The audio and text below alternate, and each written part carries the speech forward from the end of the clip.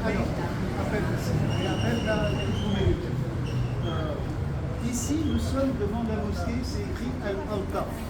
Al-Altaf, ça veut dire les bienfaits divins. Et cette mosquée ne date pas de 1924. En fait, ce sont des revêtements en céramique qui datent de cette période-là. Et ils ont été d'ailleurs réalisés par les fameux ateliers des Qalalines. Cette mosquée, quand vous regardez les gravures anciennes de Tunis, lorsqu'il y a la porte, il y a toujours une sorte de sanctuaire qui est en face de la porte dans la lagune. Là, c'est celle-là. C'est un sanctuaire très ancien qui a été installé en mosquée beaucoup plus tardivement. Et pendant très longtemps, c'était l'unique mosquée qui se trouvait en dehors de la Médine. Parce que nous sommes, elle était la ville européenne. Voilà, parce qu'il était plus ancien. Et il était là, donc on l'a intégré effectivement. Et c'est très intéressant de savoir, et ça pour vous c'est important, que dans la religion musulmane, il y a trois types de mosquées.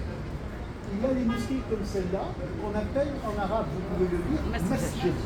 Masjid, ça veut dire lieu de prière. C'est un oratorio. C'est un petit oratoire qui est pour la proximité généralement. Donc quand vous travaillez à côté, vous venez prier ici. Et après, vous avez deux types de mosquées monumentales.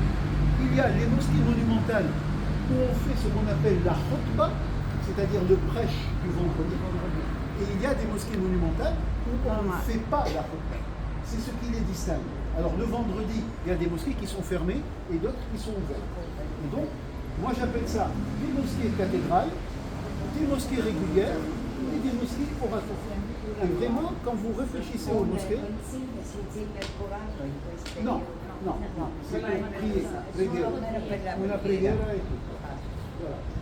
Ok, donc Al-Altaf, vous connaissez, et puis elle est connue pour ses belles céramiques. C'était une manière de l'intégrer dans le bâtiment. Et c'est toujours un bel l'introduction des céramiques. J'aime pas.